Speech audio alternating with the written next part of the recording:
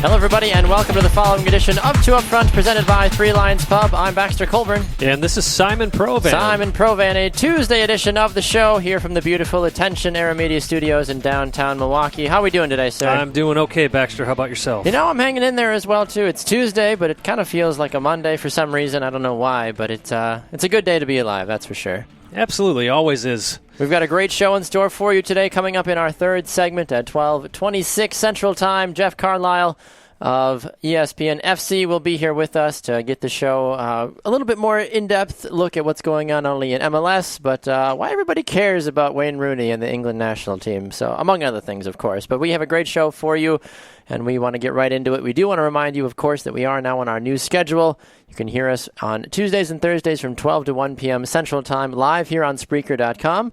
And you can get our show on demand anytime by visiting our website, twoupfrontsoccer.com, and, of course, by going to iTunes, iHeartRadio, Vavel USA, and the Sports Podcasting Network as well. Yeah, Baxter, you can also find us on Facebook, Two Up Front. You can find us on Twitter, at Two Up Front Soccer. We also have our own Twitter handles, at Simon Provan, at Baxter Colburn. All right, Simon, a couple of good things to get to right away on the program during our kick-around segment. There's an interesting thing swirling around right now, an interesting rumor about a possibility of a Canadian Premier League. Kind of an odd statement when you think about the Canadians having enough teams to potentially have their own standalone league. I've heard rumors that it would be similar levels to what MLS is trying to do. I've also heard that it's going to be more of like a lower league, like Toronto FC 2 would play in this and stuff like that. I'm not exactly sure where it's going. I don't think it can compete with MLS, obviously, but no, I don't know what's going on with it. The CSA has come out already and said we're not doing this to compete with MLS. Well, they wouldn't win either way. Well, they wouldn't. There's no way they would. And I think there's too many contracts for Montreal and Vancouver and TFC that they have with MLS. I mean, it'd have to be a huge payout for them to leave the league, first of all. But second of all, those teams don't exist unless MLS exists.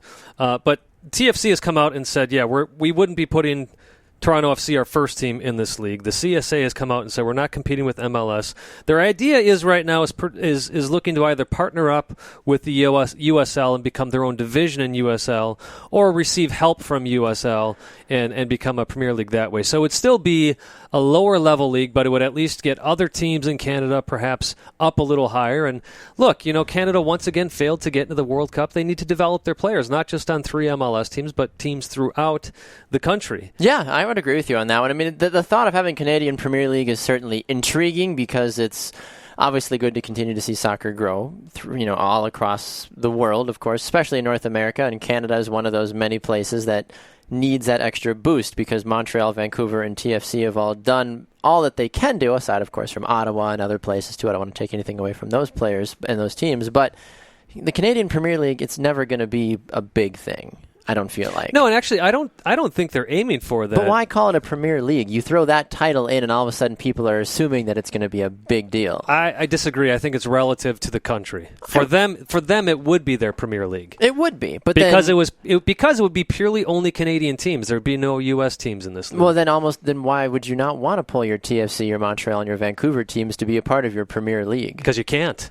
Contract-wise, you can't. How long are they tenured in there, though? Well, they're in MLS. If they're to leave MLS, they're going to have to pay that $200 million fee or more to exit. That is true. But at the same time, I could see Don Garber almost wanting that because he wants to continue to expand at the same time. So Don would be like, look, we might lose money, but we'll get it back immediately. I don't think Don cares about if there's teams in Canada or not as far as expansion. But he's going to expand anyway. And that's what I'm saying, but he's talking about capping it at 28. Suddenly he would have 3 more spots that he could He's get back talked about up to 28. capping it at 20. He's talked about capping it at 24. He's talked about capping it at 20. They've already come out and said they're going to shoot for 32 teams.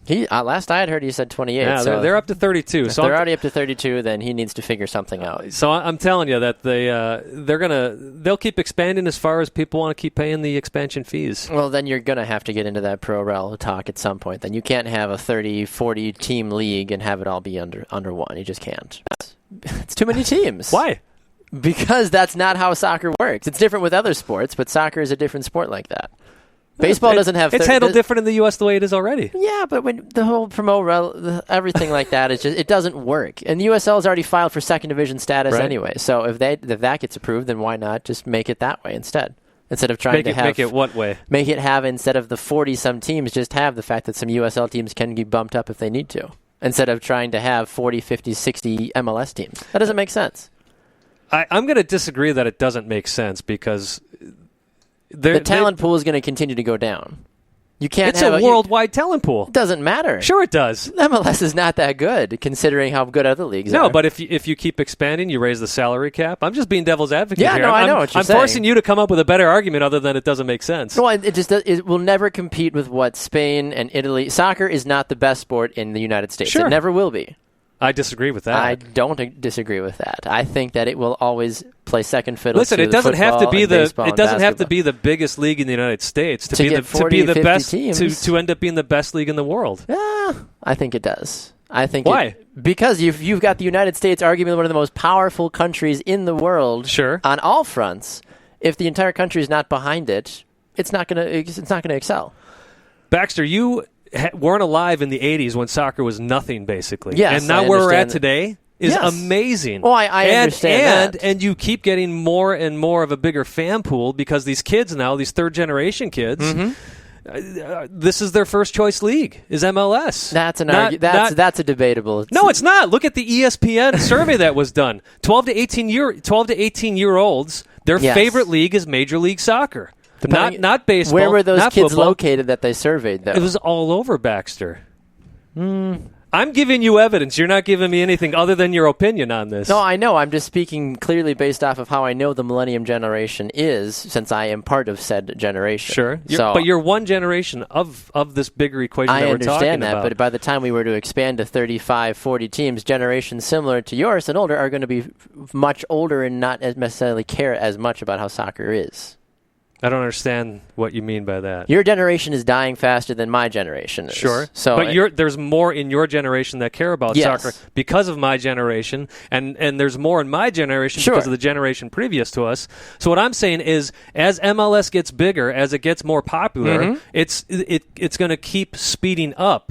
If you look at the graphs and the charts, even the sports director or one of the program directors for ESPN even said, there is nowhere but up, and it continues to go up. And the only league in this country right now that has any type of upward swing is Major League Soccer. The other leagues have capped out already. I know, but at some point you're going to have to cap MLS, though. No. I'm talking about interest. I'm not talking about teams. I'm talking about interest. You can't cap interest. Well, no, of course not. The interest continues to grow. That's why other sports are obviously still around, is because there's still, of course, interest in it. Either way, it can go a lot of different ways. Regardless of that, though, we still have other things we need to talk about, aside from the fact of how many teams in Canadian Premier League and all that stuff. So, well, I just want to get to one thing, though. Yes. Why, if that ends up being... It's also a marketing thing with the Canadian Premier League, if that's what they call it. First of all, there's nobody saying that that's what they're actually going to call it. No, of course not. The idea is that beyond the 3 MLS teams, because Garber has said he doesn't want to do any more expansion into Canada, and I think this is actually part of the equation. Yeah. I don't know where else you'd go anyway. Because that would be the top league for Canada. So that's why I say it's relative to Canada. That would be their Premier League. Yeah, I just think it's a step back if you're Canada, though. You're not going to bring the best Canadian players aren't going to go play in Canada. They don't want to. They want to play at the highest level possible, which will never be Canada if they want to play second fiddle to MLS. But they're not looking to compete with MLS. I know, they're looking I'm not to saying develop more Canadian players. So you're not going to have all your, it's in order to be able to get to the top teams, which will be the 3 MLS teams, you need to develop better players. How do you do that? By expanding a league, and a league that more of the country is going to care about, rather than having all these teams and all these separate leagues. Yeah. No, I agree with you on that sense. I just don't feel like the Canadian Premier League will ever get to that exact level of what the Canadians are hoping it will be. Because the best players of any nation rarely want to play in their own nation. I'm going to argue with you again. You're misreading this. They're not talking about having the best Canadian players playing in this league. You're saying they want to develop. Right. And I get that. But if you've got a young, promising Canadian star who has the opportunity to go play in Italy and Spain... and they're going to tell him to do that. Yes, exactly. So it's hard to say that their league is going to be based around development when the best players will already be gone anyway, not even developing in Canada. So who are you developing if your best players are already gone? The players who aren't gone. Well, then why are you developing Why do you have MLS? You've got plenty of national team players on the U.S. team that didn't start in MLS. They started elsewhere. Yes, well, I know there's been that migration now, obviously, and more people want to play in the United States, though, for the United States men's national team, because it's obviously working in terms of how Jurgen Klinsmann does it. And it's all based off the national team coach as well, too. I don't know anything about the Canadian national team They don't coach. have one right now. That's why I don't know anything about him. Okay. I don't know. Either way, we've exceeded our time limit for this segment. So when we come back, we'll actually talk about some other things and related to the U.S. women's national team. We'll be back with more. You're listening to Two Up Front, presented by Three Lions Peb, right after this.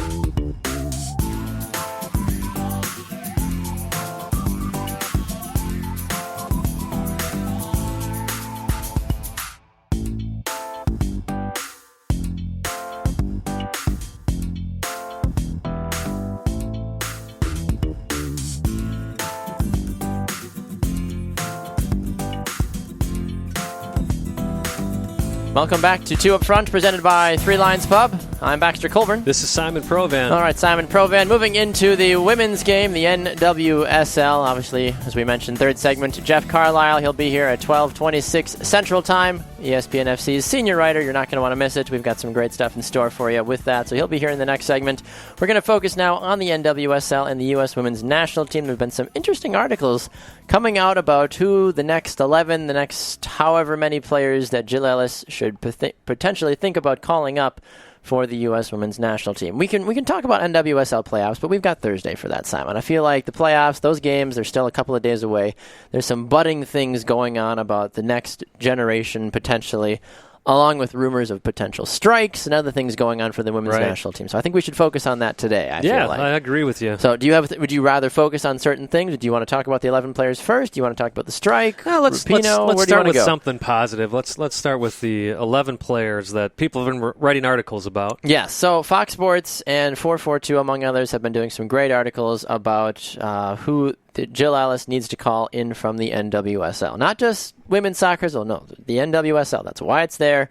That's why supposedly the league was brought around. So there's been a couple of reoccurring names on a lot of these lists. Kalia Ohai from the Houston Dash, one of the league leading goal scorers. She's got 10 goals this season in NWSL. She was a top draft pick last season in the draft, of course, and she's been the real catalyst for the Dash this season, among other people. Similar to her, too, Lynn Williams of Western New York Flash is also on this list. Shea Groom, Erica Tamrak, Vanessa DiBernardo, Christine Nairn, who we've had on the program before, Lauren Barnes, Casey Short, who was on last week, Emily Menges, Haley Kopmeyer, and there's a couple of honorable mentions, Jessica McDonald, among others, Rose Levine, and a couple of others as well, too. So that's just based off of one of these articles. It's mostly the same players, maybe another name or two tossed in here and there, depending on what list you look at. But we really care specifically, more so from NWSL, who is potentially getting that call-up. Yeah, the person I would focus on, and not just because she's been on our show, but Casey Short for the Chicago Red Stars. When we asked her about, has Jill Ellis contacted you at all, she kind of laughed at that question was even posed. But I tell you what, she's one of the main reasons Chicago has been so stellar with their back line. Yeah. And we kind of joked about it. At the same time, I was very serious about it, that with the way her and Julie Johnston play together on Chicago, why would you not call her up? Why would you not take advantage of that season-long chemistry and put those two together on the women's national team? Because you have Becky Sauerbrunn, who's arguably the best center back in all of women's soccer. Doesn't mean Casey Short doesn't get called up. That's true, but Casey's probably not going to play, though. If she gets a call up, though, and you have Becky, Julie, and Casey's going to be on the bench every single time. Yeah, why not as a sub, though? No, that is very possible, obviously, but depending on what you're looking for. I mean, obviously, Becky could not get called up, or Julie could not get called up, and of course, Casey will have the opportunity to play, of course. But the big argument that this article makes against Casey is that she's had back-to-back season-ending injuries as well, too. So Jill Ellis might be looking at her saying, you know what, Casey, you're a great player, but you're kind of damaged goods, unfortunately. I can't potentially risk a call-up if you're just going to get hurt, next week. But that's anything. Anybody could get hurt at any given day. So yeah, I mean, really, if she holds that against her, I think that's silly. I think it's irresponsible, to be honest. I would agree with you on that one. And it's so hard because you look at this list, you look at some of the talented attacking players, and you just kind of have to laugh because you're like, look, you're not going to make this team because that's just not how the U.S. women's national team system works. Right. You could be Ojai or any of these other gals could have 20 goals in NWSL this year. They might get humored for one call-up, but they're not going to make the national team. They're not Alex Morgan. They're not the marketing campaigns. They're not the faces of what women's soccer is. At the same time, Baxter, how did the U.S. do in their last Olympics? Yeah, exactly. They lost in the quarterfinals to a team they should have beaten. Exactly. So calling up these players, I don't think should be that far of a stretch. And I agree with you on that one. I have no argument against that. I'm just saying we've kind of seen the consistency of Jill Ellis, which I think is a little disheartening at times, depending on who you talk to. And I was definitely on the pro Ellis train when she first came around, but she's been a little bit the whole Megan Rapinoe at the Olympics, there was no reason for that. There was a billion other players capable of, playing her position, 1,000 times better than she did. She ended up being hurt too, so it was like, why did you waste a pick on her when you had other gals like, Kelly O'Hara or Sam Mewis that were there as reserves that didn't see the field that could have made a big impact. And part of it is every coach is going to call in their veterans that are there mainly for leadership more than anything else. Well, yeah, exactly. But I would like to see Christine Nairn also of Washington. No, I think Christine is a great player. She's only 25, which some people will say, she's about halfway through her career. Well, yeah, so any sport that you play, if you're in your mid-20s, you're getting towards the middle part of your career. You have to be injury-free, perfect health at the same time, into though, 30s. For women's soccer, they tend to start calling players up. There's always been a few exceptions, but they tend to start calling female players up around the age of 22. So being 25 is not that far off. And for a lot of players, they actually start peaking around 28, 29. Mm-hmm. So you bring her in now, but I think 442 makes a great point here that she's probably going to suffer the same fate that Keelan Winters of the Seattle Reign did, in that fantastic player, but just couldn't break into the national team because of who's ahead of her. Yeah, and that's the thing. I mean, you look. This is the arguments. These are the articles that I wish we could consistently have with the men's national team. And I know that there's men's national team fans out there that are yelling at me right now, like, "We have that." No, we don't have this kind of depth. We just don't. We don't have these many talented players. We don't have a laundry list of players at almost every position that could potentially go on the field and win us an international championship at almost any given day. We just don't have that at the men's national team. Not at all. We're lucky if we're even too deep at certain, that are like elite players or close to being elite players. No, I still, overall, I would like to see a lot of these younger players called in, especially for a lot of these friendlies where you can give them a chance. You don't need to call up your superstars just because for they get game. called up. That doesn't mean that they're tied to the national team forever. No, exactly. It's just and again, going back to like a Casey Short, she may not start, but give her the opportunity to at least be on that bench to show what she can do in a camp and give her a friendly. Yeah, no, I completely agree. I mean, even gals on here like Lauren Barnes too from Seattle, she's been consistent. Emily Menges, Haley Kottmeyer, who's been Seattle Reign's goalkeeper this season while Hope Solo's been gone. She's proven that it's kind of the Aaron Rodgers, Brett Favre syndrome a little bit too. She's been sitting behind a veteran Hall of Fame player more than likely against whoever's better judgment. And she's learned from the best, and she's proven to Seattle that she can be one of the league's best this season as well too. So a potential someone that, depending on if Hope ever gets back within favor of Jill Ellis, she can say, you know what, look, I might be done, but this gal Haley, I've worked with her all season long when I was at Seattle. Give her at least a look because she knows what she's doing. Sure, but again, there too, since we're playing devil's advocate with each other, you got somebody like Ashlyn Harris in goal right now. Exactly. Who's amazing. Ashlyn Harris, even and the worst of the two, Alyssa Nair. Right. Right. So again, it's a great problem to have. If you've got your two goalkeepers, do you call in yet another one when you don't need to? No, that's don't. The problem because there. These gals, Alyssa and Ashlyn, have worked their butts off their entire career sitting behind a Hope Solo, waiting for an opportunity like this where they can finally have the battle just between themselves and be like, all right, let's actually settle this. Who's the better goalie? And even still, it's just these two in camp. It's not and Hope Solo. Exactly. So I think that plays it in a whole another way. So there's a lot of really good players. Obviously, UW Madison Badger player Rose Lavelle, I think, is a great player. She's young. She's dynamic. Mm-hmm. Somebody that I think would just be fun to have on the team. I think she's only a junior as well too. She's done some U23 duty as well, and she's got some good first team minutes as well. But it's the younger generation. I mean, that's great that you are a dynamic young striker at a Division I level that's tearing it all up, but when a gal named Alex Morgan is still ahead of you on the depth chart, and then you think about it, Sydney LaRue finally had her baby, so congratulations, Sydney. How fast do you think she's going to be back in training and back in trying to get herself into elite shape? And then you've got Amy Rodriguez. Do Do you think Alex Morgan really, though, is doing that well? No, I don't, but it's Alex Morgan. That has nothing to potentially do with how well she's doing. It's the fact that you take the face of U.S. soccer right now as Alex Morgan. That's why, even when that's why I think it was such an uproar when Landon Donovan, I think, didn't make the men's national team for the World Cup as well, too, is Klinsmann looked at the player side of him and said, well, he's doing okay, whatever. I disagree. I think that... And I'm speaking from him. I agree with you. I'm pro-Donovan on this one, but I'm saying Klinsmann probably looked at Donovan and said, look, he's a little bit older. We've got some other guys. I'm going to play the house this way. Don't necessarily want to deal with all that chaos and which potentially happened. If Alex Morgan didn't make a team and she's fully healthy, there's going to be rioting in the streets and Jill Ellis is going to get burned at the stake, regardless of how good Alex is playing or not. I get it. I totally get it. I don't. That's not Jill Ellis's job to consider that. If she's really looking at it from a commercial point of view, well, they failed. They didn't get past the quarterfinals. Their commercial appeal. Yeah. I agree. Time dropped. I completely agree. You had one other fast thing you wanted to talk about really quick. Well, not fast, but we don't have time. I just wanted to talk about Jack Jewsbury. Announced his retirement, and he almost deserves a whole segment himself, not because he's a Timber. Listen, he spent half his career with Sporting Kansas City, but players like him have meant so much to this league. Yep. MLSer for life, was one of the first players for the Portland Timbers. Helped them obviously win a championship. Many people wrote him off as he got older, but he continued to come in as a sub and play fantastically. He's a class player. Hats off to Jack Jewsbury. He'll be retiring at the end of the season. Portland will greatly miss him, and just another player that Portland's going to have to try to figure out how to replace. Exactly. All right, we're going to run to a break. When we come back, Jeff Carlisle's here from ESPN FC. Stay tuned. You're listening to Two Up Front, presented by Three Lines Pep. Back after this.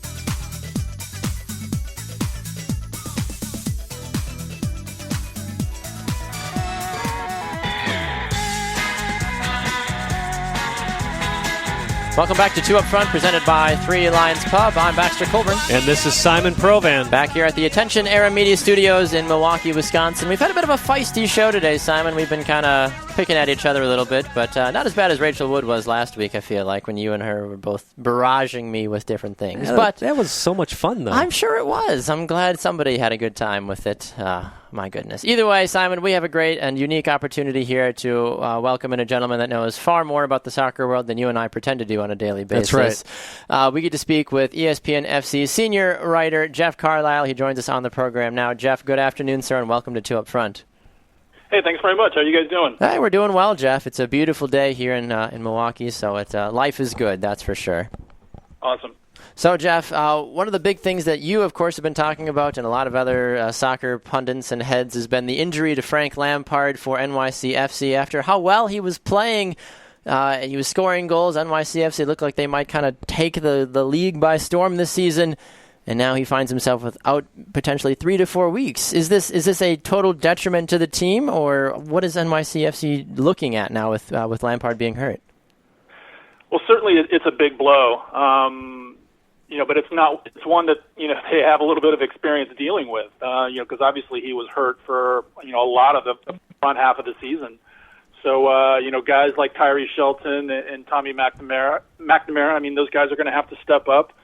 Then a little bit more the scoring burden, I think, is going to have to be taken on by David Villa. But obviously, he's not he's not a bad option to have.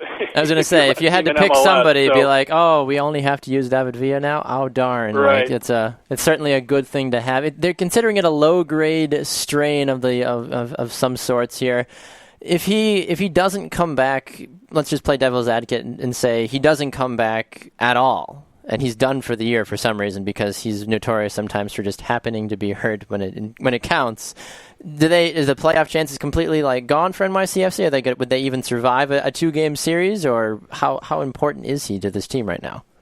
Yeah, I mean, I would look at them as a playoff team, but one that wouldn't make a deep run. Because I think a guy like Frank Lampard, the way he was playing, I mean, it's kind of a cliche, but he was a difference maker. I mean, just the way that he was contributing to the attack, with his late runs out of midfield. He's the kind of guy that made players like, Jack Harrison and McNamara around him a lot better. And again, it gave them a little bit more balanced scoring and a little bit more balanced attack too. So, I think that is the difference between being an MLS Cup contender and being a team that just makes the playoffs. So, we'll see what happens. I mean, this will certainly be a test of Patrick Vieira and his managerial skills and whether he can maximize the output of guys like Shelton and McNamara. I mean, we'll have to see what happens going forward. But for me, I think it would be just too big a blow for them to really be considered MLS Cup contenders. This is Two Up Front talking on the shopfutsal.com call-in line with Jeff Carlisle. Jeff, shifting gears a bit, you had just reported yesterday that Atlanta United is in talks with former Argentinian national team manager, is it Gerardo Martino, is that how you say it? Yes. And also in contention for that job, or Siggy Schmid's been obviously sitting around waiting as well for perhaps a coaching position. Do you have any further updates on that? And I'd also like to ask your opinion on that of if those were the two guys they get to choose between, who do you think would be most effective to start with? Well, I mean, I think at this stage, Martino is Atlanta's first choice. I think obviously he's a big name, and I don't think you really go after a guy like that, if you don't have the intention of giving him the job. Now, I think Siggy Schmid is a heck of a fallback option.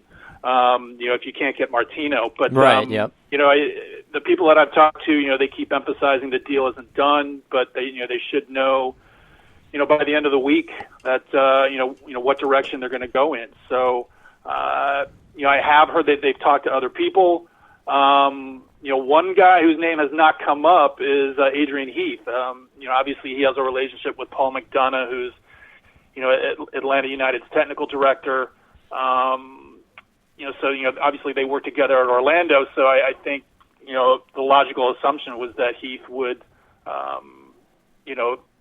be a big time candidate. But, at the moment it looks like Atlanta's going in a little bit different direction. And, if they can't get Martino, you just look at Siggy Schmid's track record in terms of, navigating that first expansion season with Seattle, and how well he did there. And obviously he's won MLS Cup and Supporter Shield doubles in both LA and Columbus. So, he's got an incredible track record of success in this league. And you could, there's a lot, he ticks a lot of boxes, if you're Atlanta United and you're just starting out. Yeah, it certainly is interesting. I know some people have said that they wish that Siggy would have stayed on through Ladero being brought on, and some people wonder if he would have been there, could they even be doing better than they are, and they're doing quite well. I guess the only question I have for you is, there's been a history of foreign coaches just not doing well. Of course, we've seen some guys buck that trend, like Vieira at Patrick Vieira. Vieira at New York City FC. Do you think Martino's one of those guys that could also buck that trend? He could, because there's a lot of MLS know-how already in Atlanta's front office. You've got Carlos Bocanegra, who obviously played in the league, and has just a lot of experience in and around the U.S. soccer culture, if you will. And then you've got McDonough, who worked as an agent prior to taking up the job in Orlando, and obviously he's another guy who navigated that expansion year. It was a little bit different scenario because obviously Orlando was in the USL prior to that, so they had a little bit more infrastructure in place, if you will. But certainly in putting together a roster, McDonough is a guy who's going to know what the pitfalls are and what the do's and don'ts are. And so, he's another guy who I think could mitigate the lack of knowledge that a Gerardo Martino would have. So it's possible. I mean, and you look at Patrick Vieira, his success this year. I think that's obviously he's a talented coach, but I think it's just as much down to the people above him making better decisions, making better acquisitions. I remember talking to Claudio Reyna before the start of the season, and he admitted to me that, because it was kind of a race to put a team together before the start of the season, I think they took some guys that they wouldn't normally have taken, but they just had to get a team on the field, so they were in a little bit of a race against the clock. So, excuse me. So I think not only has Vieira done a good job, but I think the New York front office has learned its lessons from the expansion season and just brought in better complementary parts around guys like Lampard, like Pirlo, like Villa. Right. Atlanta, obviously, off the field has certainly been making a lot of right moves. So I guess we'll see what happens there. One other thing we want to talk to you about here, Jeff, before we have to let you run, because we're up against the time crunch. If you can kind of quickly help summarize why the heck people in the U.S. care so darn much about Wayne Rooney and what the heck's going on with the English national team. What's the fascination about it? I understand, obviously, of course, who Wayne Rooney is and the level he brings to the game, but it's like you get it at a club level. But why do we care? Team. Why do Americans care? Don't we have other things to worry about? You would think, but I think there's a natural affinity, I think, for the English Premier League in the United States. I mean, obviously, there's a common language. People have adopted teams, just to kind of get into the league. And obviously, when you think about the success that the Manchester United had over the years, when Sir Alex Ferguson was at the helm, I think you had a lot of people become Manchester United fans. Yeah. I know some of them. I mean, I'm not a Manchester United fan myself. God bless you. Yeah, thank you. Smart play. Yeah, when you think about the latter part of Ferguson's tenure there, I mean, Wayne Rooney was a huge part of that success, and also a big part of what was going on with the England national team. So I think. He's a big name. He's got a long history with that club, and so I think there's just a natural fascination with that player and with that club, and what Jose Mourinho is going to have to do, because it's proving to be a tough puzzle to put together when you think about what Paul Pogba does well and what Ibrahimovic does well, and then also what Rooney does well, and certainly there's some signs, at this point in the season. Now, granted, it's way early. Yes. But only played, 4 games, 5 games? Don't fit together. Yeah, so. Exactly. No, I completely agree with you on that one. Well, Jeff, we really appreciate you taking a little bit of time on the program today. Sorry it had to be so rushed, but we appreciate your insights. Before we let you go, where can people find your work, and where can they find you on social media, sir? They can find me on Twitter at Jeffrey Carlisle. So that's one place where they can find me. And then if they just go to ESPNFC.com, and they can just do a search on my name, Jeff Carlisle, and that'll bring up an archive of all the stuff that I've done, all the articles that I've written. So, which by the way, excellent article on Deandre Yedlin. It's so great to see you get in and to know some of the inner workings of what's going on over there at Newcastle. Absolutely. Really awesome. Yeah, it was a fun piece to do, and he was very accommodating. I mean, obviously I talked to him when the team was in St. Vincent, so and obviously they had a game to prepare for, so it's always you're always appreciative when a player makes that kind of time, and granted it wasn't the most high profile opponent, but it was an important game. I mean, it was a game that they had to win, so it was great talking to DeAndre. Absolutely. Well, Jeff, thank you so much, sir. We appreciate your time. We are going to run to a break as well. When we come back, we'll dive into MLS a little bit more. FC Dallas, they've clinched a playoff spot, and we've got much more to talk about. Back with more on Two Up Front, presented by Three Lions Pub after this.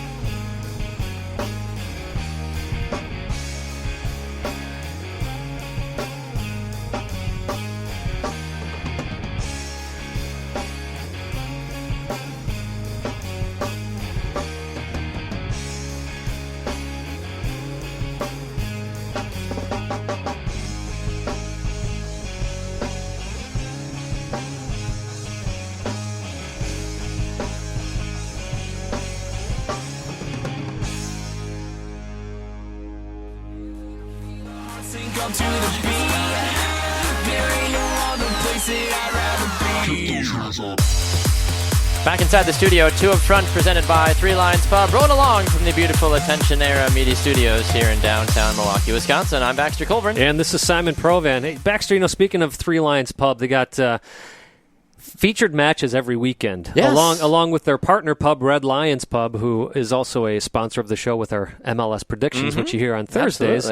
This week, Baxter, great game that they're featuring, Arsenal and Chelsea. And one of the reasons it's a great match to feature is it starts at 11:30, so you don't have to get there at 6 o'clock in the morning. That's the best part about it. I know it's great to know that you can actually go and see a high quality featured Premier League match, of course, at Three Lions and Red Lions Pub, and they also have some interesting things that they've got going on too, Simon, don't they? They do. They got some great drink specials, Baxter. They got who doesn't love a good drink? $5 Surly's, $4 Kronbachers at both pubs, both the Red Lions Pub and Three Lions Pub. I've been to Three Lions Pub before, and I've had their ciders on tap, their Strongbows. Yeah. Oh my gosh, so good. So good. Well, of course, we went to Red Lions Pub, which, just off the river, and got to play a game of pool. Not just regular pool, no. Exactly. Soccer pool on top of their whatever you want to call it, the top of the restaurant, the rooftop. Exactly. No matter which place you go to, I feel like it's just, you feel like you're at home, but you also feel like you're really engulfed in the soccer experience, I think. So absolutely. I think that's one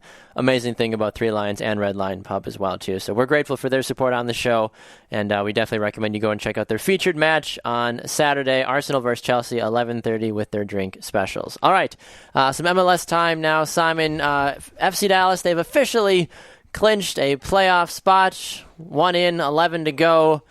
The playoffs ended today. FC Dallas got a first-round bye, technically. It's exciting for FC Dallas. And they'd be winning the Supporter Shield. And they would. If everything started officially today, they are at least 3, if not 4 points clear of every other team. Well, I did misspoke.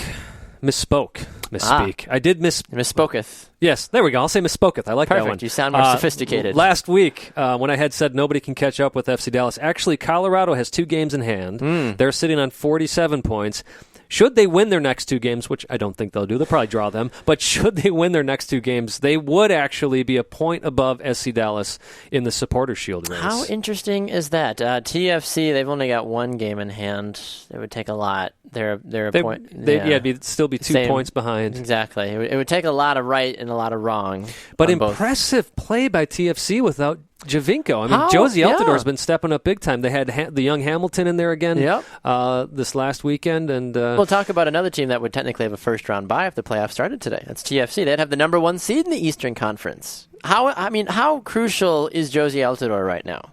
He's the crux of the team right now. I mean, simply put. That's the easy way to put it, I feel like. I mean, I think Javinko actually was back in this game, or did he? I don't remember if he did. No, he didn't. He didn't. I don't think he's back yet. There were rumors that he might have been. That's right. He didn't officially but he'll come probably back. be back this coming week.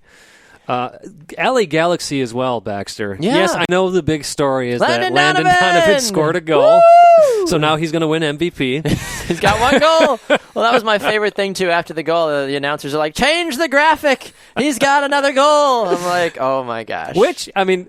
It's true. Part of the story to that is now he's broken his, or he's added to his his league leading. Did he technically break record. his own record? No, not technically. No, he's adding to his record now because he's an active player. That's right. Again, technically. That's right. But what a quality strike, though. Well, quality strike. But the bigger story is that the Galaxy, again, depending on what happens with the Rapids, but the Galaxy are second in the West right now. Yeah. Who saw that coming?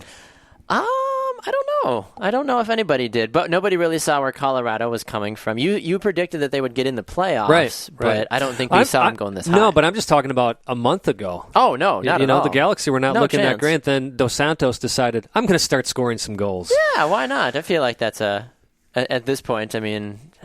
It's interesting, too, because I finally understand your pain in MLS Fantasy, because last week I captained Giovanni Dos Santos, and he didn't play. So... Okay, my captain band didn't transfer. Well, and so my captain sat on the bench. And here's what's also weird. What the heck? Because, I'm always like, how does this work? So you and I have the same midfielder and same forward. Yes. I also played Dos Santos, though I captained Bradley Wright Phillips. Okay, yes, I know. So your sub was a Zira from Colorado. That's who MLS Fantasy put in your team. I also have a Zira. We both have Badgie from Colorado as well, yeah. They put Badgie in for me instead of a Zira. Explain that one to me. I don't understand. I feel like, but I'm like, why does the captain's band not just transfer? Well, who would they give it to? I think that's somebody why. in that position. Maybe another player in the position or something. I don't know. Yeah, I think they're probably looking at it going, it wouldn't be fair for us to choose. Exactly, because then it might just happen to work in a favor or not, that kind of thing. I just was like, come on. Whereas I got to say, it's pretty amazing. I'm up in first. I know, you're all the way up in first now after I've had an unfortunate run the last couple of weeks here, so I need to figure out my game. Otherwise, I might just be content with the Champions League spot instead of Europa. I don't know. Well, I have to say this, Baxter, going back to MLS talk, and yes, it is my team, but critical Big back-to-back wins for the Portland Timbers. Yeah. It keeps Seattle at bay. It keeps Vancouver at bay. It keeps them, obviously, very much so, in the hunt for a playoff spot. Again, if season ended today, they're in the playoffs. Seattle has a couple of games in hand, but those tend to never work out in Seattle's favor. I agree. Okay, I'm curious to ask you about this fast. Let's look at if the playoffs did start today, because MLS.com, of course, is updating this by the minute. In the East, knockout round would be NYCFC, New England, Philly, Montreal. And then you've got your first TFC and Red Bulls as your first round buys. Of those knockout round games, who wins in the East right now? NYCFC or the Revs, Philly or Montreal?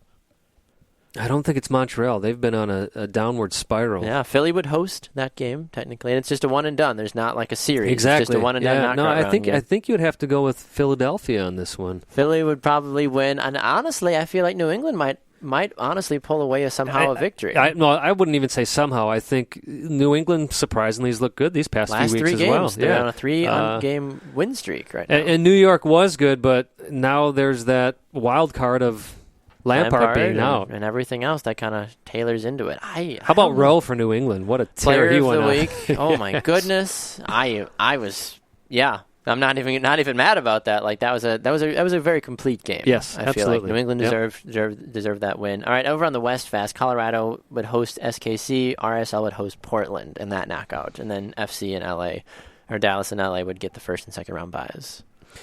Yeah, I would definitely see Colorado coming out ahead. Playing at home. Playing at home at elevation. Yeah.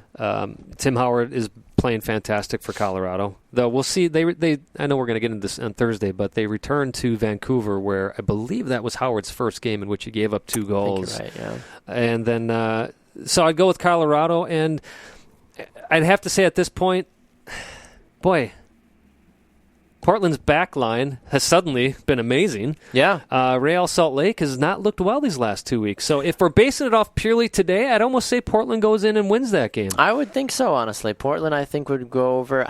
It's so hard to know if Sporting Kansas City could actually put it together for a game, but I don't think they would survive a 2-game series even if they did win. Listen, Colorado's defense is so great. They can hold off anybody right now. If they get one person to score a goal, they're more than likely going to win the game. Yeah, no, I would agree with you on that one. So hypothetically, let's say Colorado and Portland win. Portland would have to deal with a 2-game series with FC Dallas. Colorado would have to deal with LA for 2 games. Well, FC Dallas would love to have that game back because, of course, Portland beat them last year in the playoffs. I do see, right now, I still see FC Dallas going all the way through. I think their biggest challenger may be the LA Galaxy. Yeah, I think so. Or potentially themselves. They've had a couple of different That's true. That's issues, a great way to say it. Yes. Well, that's the thing. Even though you're kind of almost a given, quote unquote, but if you can't get out of your own way, potentially, that might be an issue. I'll tell you what, Baxter, I'm going to go on the record as saying this now. If Portland doesn't, as long as Portland's, and obviously I'm cheering for them, if they don't make it to MLS Cup, I want to see FC Dallas win the Supporters Shield. I want to see them win MLS Cup because I want to see a team complete the treble. I think that would be it's a very rare thing to take place. On the flip side of that, if it's not FC Dallas, I think it would be great for just an Eastern Conference team that hasn't won it either. I mean, none of these Eastern Conference teams have won a championship. So an MLS Cup. An MLS Cup. Right. So I think it would be kind of a unique opportunity to see. Yeah, and see one of I'll them. tell you what, from the East, well, it's tough to say. Right now, though, maybe because I have Bradley Wright Phillips as my captain, I'd be cheering for the Red Bulls. And I would agree with you on that one too, depending on how the Revolution do. I would probably be on the Red Bulls train as well too. I think it would be a Red Bulls FC Dallas or a Red Bulls Galaxy final. I think would be a lot of fun to watch. I think so. And I think that's probably what we're going to get too. Barring TFC just blowing everybody completely out of the water once Giovinco comes back, but we don't know what kind of shape he's going to be in when he comes back. And it would still, of course, be fun to see a Red Bulls City semifinal. Eastern Conference. Yeah, Eastern Conference.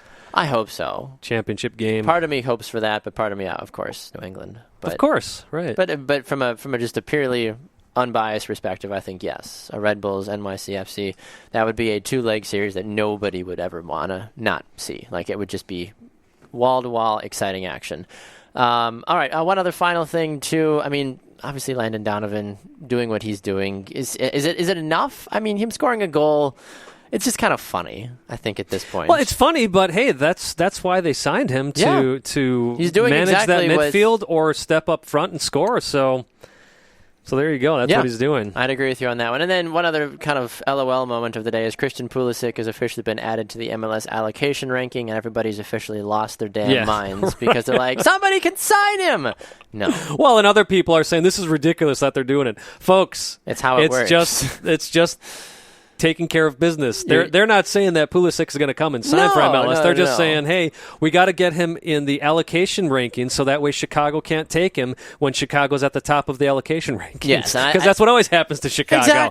Exactly. I think it's funny too. Like the most liked comment on this comment section is like a conversation between an MLS reporter and Pulisic, and the reporter says, "What are your thoughts about playing one day in MLS?" And Pulisic said, "I guess it's an option in the future, I suppose." And the reporter says, "Breaking news: Christian Pulisic is open to playing in MLS."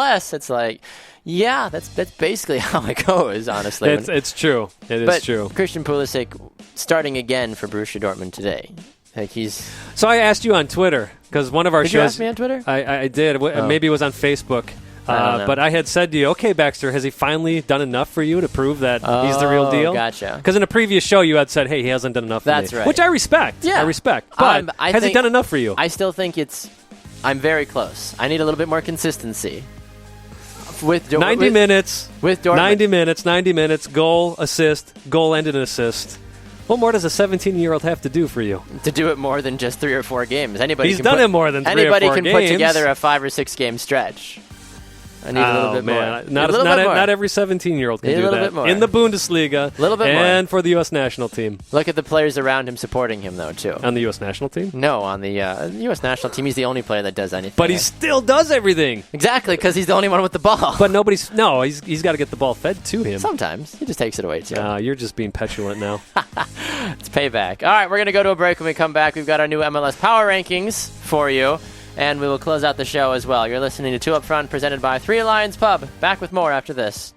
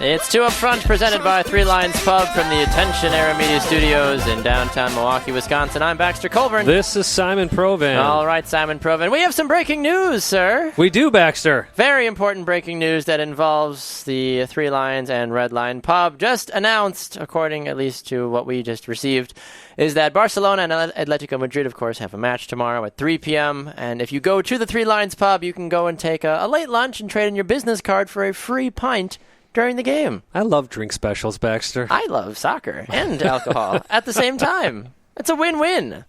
So that is a bit of a late lunch. What am I doing tomorrow at 3 o'clock? I don't know. What's the special for 2 Up Front hosts? We have business cards. I don't know if I can turn that in, though. Be like, hey. Sure, why not? We'll have to see, I guess. I don't know. Are we considered family at this point? Maybe. Maybe we are. Maybe. We do have a great relationship with our sponsors. I would agree with you. But, yeah, do check it out. It's another great way to go in there and get some great food, watch a great game, obviously. Barcelona, Atletico Madrid. Oh, who doesn't love a good Barcelona, Absolutely. Atletico Madrid game? I mean, there's 3 teams in La Liga. You might as well watch. Exactly. 2 of them at the same time going at it against each other. One of these days they're going to figure out how to get all 3 teams on the field at the same time, right. I feel like. I don't know. Well, just to kind of go off of that, too, if you are interested at all in potentially sponsoring 2 Upfront, you can go and check out our website, 2upfrontsoccer.com, or shoot us an email, 2upfrontsoccer@gmail.com, of course. And you can hear the show, as you know, we're on our new schedule, Tuesdays and Thursdays, 12 to 1 p.m. Central Time, live here on Spreaker.com and on demand anytime on iTunes, iHeartRadio, Vavel USA's Sports Podcasting Network, Spreaker. We're all over the place, and it's a great time. And we promise to be somewhat entertaining and not yell at each other too much. Yeah, and we are in talks with at least one other company about possible sponsorship. Yeah. We have plenty of segments that we do on Tuesdays, we do on Thursdays. We sure may. So there's always an opportunity. And if you do own a business or you know somebody who does, or you just want to give us money to help make this show even bigger, business, folks. That's right. If you just have a couple of things and you just want to toss some money our way, we're happy to do something for you. And it is all about the game of soccer. It's about the city of Milwaukee, growing the game here. We love what we do, and if we could do it full-time someday, that would be fantastic. Exactly. That is certainly the goal. We both love our day jobs, and they're not even day jobs. They're our careers. We love our careers. We do. We love our careers. But, someday, hey, why not? Exactly. I would love to get yelled at by Simon 5 days a week instead of just 2 days a week. That's a lifelong dream of mine. Really, it is. Anyway, it's time for our final segment here, our MLS Power Rankings and our closing thoughts. Simon, you've already scoffed at me off the air for who I have at certain places, but I did. A very interesting thing as I change my tabs over. How interesting. I had to surprise you a little bit, Baxter. I know. You did. I'm a little surprised, actually, by some of your things here. So we have the same 5 teams. This is very, very similar for I'd say for almost every single week. Yeah, there was maybe 4 weeks in our... that we were a little rogue at times. Right. I think when Columbus was doing well and other things. Either way. So our power rankings this week, we both have FC Dallas at number 5. I think we can both agree that, yes, they might have the best record in MLS, but they're not playing the best soccer. Well, they're not. And just based on their last 4 games, they had 2 wins, but most recently they lost to Colorado, and that was at home in which they lost to Colorado. And then they tie a weak New York City. I shouldn't say weak team. I mean, Lampard did play almost the entire first half, but they weren't playing their best football. They've lost 2 out of their last 5 games, which is not good. Right. You can't be a top 3 team in MLS potentially and lose 2 out of your last and get shut out in those 2 losses as well, which is, I think, an even bigger thing. Right. Number 4, the New England Revolution. 3-game win streak. They're scoring goals in bunches. They beat 2 of the best teams in the league. And then they just throttled Montreal as well. Kellen Rowe, player of the week in MLS. It seems to be going right for New England, which means it's all going to go wrong the rest of the year now. Well, and not only that, I mean, again, a quality win. This all started with a quality win against Colorado, 2-0, which shocked a lot of people. Yes, huge. Again, beating New York City FC back on September 10th, 3-1. They looked well there. And, of course, last week against Montreal, the 3-1 win, it was the Kellen Rowe show. Yeah, 2 goals. I think. Did he have? I forget if he had an assist on that. I believe he did as well. Goal. Just an overall complete performance. So New England, they are rolling. They're our number 4 this week. They are our number 4. My number 3, Baxter, as I pull it up here, is the LA Galaxy. They're still a little bit weak in the midfield, so I'm not completely sold on them yet, which is why I have them at number 3. And part of that reason, I'll just jump ahead here, is I am shocked by how well TFC continues to play without Javinko. I don't think we have been proven wrong on many levels by that. Yes. They had that loss to Montreal 1-0, but they've bounced back, beating Chicago 2-1, and that was at Chicago. And then they draw with a very strong New York Red Bulls in a game that looked like they were going to lose, but they kept scraping back. Yeah, no, I would have to agree with you. I mean, so obviously TFC is my number 3, LA is my number 2. There's a couple of different things you can say. I think, I mean, when you come from behind, it says 2 things. One, you didn't play well. And then on the other side, it says, hey, this team doesn't just go away. They don't roll over and just fall apart, which LA didn't do. So I think both LA and TFC, it's so hard. If I could share a number 2 spot or if I could share a 2.5 or something, like LA and TFC are kind of on that same level for me. I don't feel like if this was a 2-game series, I'd have to say let's go to 3 games because I think one would win each game. I don't think there would be a clear winner. We do the old-fashioned mini games, the 15-minute exactly something like that. I mean, so even though LA is my number 2 and TFC is my number 3, they're basically the same thing. In total, right there with you. There with you. And I could see how people might have an argument with our number 1 though, with the fact that they continue to blow leads, and that's the New York Red Bulls. Yeah, but those people are wrong because the New York Red Bulls are on a unbeaten streak, a historical unbeaten streak for them. It's the first time in club history that they have gone 12 games without a loss, Baxter. When you go 12 games without a loss and you've got plenty of wins scattered in there, you're the top team in the league. Yeah, I would agree with you on that. At least the hottest league, the most powerful team in the league right now. Yes. And Bradley Wright Phillips, 20 goals again this season after scoring 2 last week. Second time. He is. That is also another record. Yeah. If they get their defense straightened out a bit more, watch out. Yeah, I agree with you on that one. And that's the thing. Jesse Marsch was like, yeah, that's great, blah, blah, blah. He's like, but he was incredibly critical of the fact that they blew their lead again. Yeah, I mean, the last week was against DC United, who they should have beaten, gave up 2 goals for DC to come back. Imagine if they grabbed 6 points instead of 2 out of their last 2 games. But this last team they drew with was Toronto FC, who's been playing incredibly well. And Josie Altidore, we're talking about Bradley Wright Phillips, Josie Altidore scores 2 goals in the second half to bring TFC even in that game. Yeah. So that's the thing that New York does have to figure out is how do you mark and take down these strong, powerful forwards like a Josie Altidore. Yeah. And I can't believe I used that adjective with that name in the same sentence. Strong, powerful forward like Josie Altidore. That just doesn't seem like it matches up exactly. I don't know. But it has been for the last 4 weeks, so. Yeah. No, I would agree with you on that one. It's I don't know. It's weird. By the way, New England, no matter who you are, I can't ignore a 3-game winning streak, which means if Portland wins their next one, we get to put them in our power rankings next week. Then who do we drop then? Well, if FC Dallas loses, maybe we drop them. Or if they draw, hey, we'll find out. Exactly. I think people got to tune in next week to find out. Well, exactly. No, you're absolutely right. Remember, our power rankings, they come out on Tuesdays. Thursdays, we have our MLS predictions, which are presented by Red Lion Pub. So we've had a fantastic show today. Special thanks to ESPN FC's Jeff Carlisle for joining us. You can go back and listen to this show, of course, anytime on demand by visiting our website, 2upfrontsoccer.com, or going to iTunes and downloading our podcast.